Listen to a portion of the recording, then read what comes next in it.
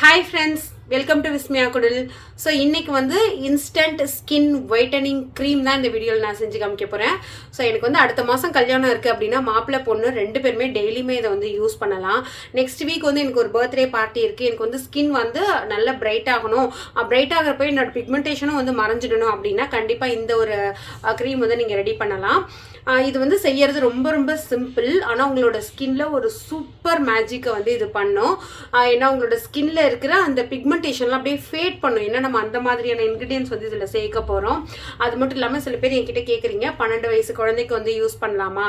என்னோட பாப்பா நான் வந்து ஒரு ஒயிட்டனிங் ட்ரீட்மெண்ட் இல்லைன்னா ஒயிட்டனிங் க்ரீம் அப்படின்னு சொன்னாலே நேச்சுரல் தானே, என்னோட 4 வயசு பாப்பாக்கு யூஸ் பண்ணலாமா அப்படின்னு சொல்லி கேட்குறீங்க. ஆக்சுவலாக டீனேஜ்க்கு அப்புறம் தான் எந்த ஒரு ரெமெடியாக இருந்தாலுமே வந்து நீங்கள் யூஸ் பண்ணணும். ஸோ இது வந்து ரொம்ப எஃபெக்டிவாக இருக்கும். ஒரு 14 இயர்ஸ்லேருந்தே நீங்கள் வந்து யூஸ் பண்ணலாம். எந்த சைட் எஃபெக்டும் வந்து வராது. அது என்ன க்ரீம் எப்படி யூஸ் பண்ணுறது எப்படி செய்யறதுங்கிறத நம்ம வீடியோக்குள்ளே போய் பார்க்கலாம். ஃப்ரெண்ட்ஸ், இந்த ஒரு ஃபேஸ் பேக், க்ரீம்னு சொல்கிறத விட பேக்குன்னு சொல்கிறப்ப கரெக்டாக இருக்கும். 1 டேபிள் ஸ்பூன் அளவுக்கு உளுந்து எடுத்துக்கிறேன், ஒரு 5 பாதாம் எடுத்துக்கிறேன். ரெண்டுமே தெரியும் உங்களுக்கு ஸ்கின்னை சூப்பராக ஒயிட் ஆகும் அப்படின்னு சொல்லிட்டு. உங்களோட ஸ்கின்ல இருக்கிற அந்த ஃபங்கல் இன்ஃபெக்ஷன்லாம் கண்ட்ரோல் பண்ணுறதுக்கு கஸ்தூரி மஞ்சளோட பவுடர் எடுத்துக்கிறேன்.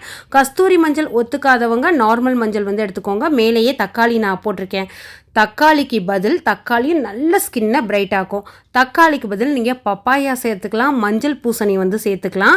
ஸோ நான் வந்து தக்காளி சேர்த்துருக்கேன். இது வந்து இந்த மாதிரி ஒரு க்ரீம் மாதிரி ஃபேஸ் பேக் மாதிரி நீங்கள் அரைச்சி வச்சுட்டு இதில் ஃப்ரெஷ்ஷான ஆலோவேரா ஜெல் சேர்த்திங்கன்னா அது ரொம்ப பெஸ்ட்டு. நான் வந்து பேக்கடு தான் இன்றைக்கி யூஸ் பண்ணுறேன். இதை நீங்கள் 1 வாரம் வரைக்கும் ஃப்ரிட்ஜில் வந்து வச்சுக்கலாம். இந்த ரெமெடி நீங்கள் ட்ரை பண்ணுறப்ப உங்களுக்கு வந்து எந்த ஒரு அலர்ஜியும் வராது.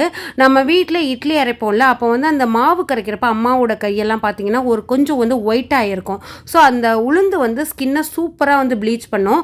லைட்டான கொரப்பில் தான் கண்டிப்பாக இருக்கும். இந்த மாதிரி வந்து ஸ்கின்னை நல்லா எந்த ஒரு அழுக்கும் இல்லாமல் முகத்தை நார்மலாக சோப்பு போட்டு கழுவிட்டு இதை வந்து அப்ளை பண்ணுங்கள். அப்ளை பண்ணி ஒரு 1/2 அன் ஹவர் அப்படியே விட்டுருங்க. உங்களுக்கு வந்து அதை வாஷ் பண்ணுறப்போ ஒரு 2-3 தடவை நீங்கள் வந்து கழுவுறப்பவே உங்களோட ஸ்கின்ல வந்து ஏதோ பிரைட்டான மாதிரி ஒரு ஃபீல் வந்து இருக்கும். இந்த டிப்ஸை நீங்கள் ட்ரை பண்ணுறப்ப ஒரு 2 மாதம் மட்டும் கண்டினியூவாக டெய்லியுமே யூஸ் பண்ணிக்கலாம்.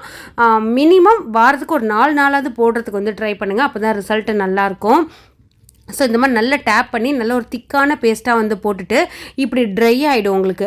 அதுக்கப்புறமா ஸ்கின்னை லைட்டாக சர்க்குலர் மோஷனில் மசாஜ் பண்ணி வாஷ் பண்ணுங்கள். நீங்கள் குளிச்சிங்கன்னா போகும், இல்லைன்னா வாஷ் பண்ணுறப்ப இந்த மாதிரி திப்பியாக இருக்க தான் செய்யும்.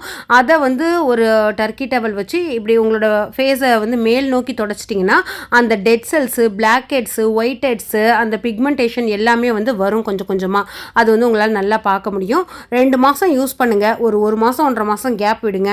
அதுக்கப்புறமா யூஸ் பண்ணுங்கள். நம்ம எந்த டிப்ஸ் வந்து ஃபாலோ பண்ணாலுமே சரி, அப்பப்போ வந்து நம்ம ஒரு பிரேக் விடணும். இல்லைன்னா அதுக்கு வந்து ரொம்ப அடிக்ட் ஆகிடும் நம்மளோட ஸ்கின்னு. அது இல்லைன்னா சர்வேவே பண்ண முடியாது, அந்த மாதிரி வந்து ஆகிடும்.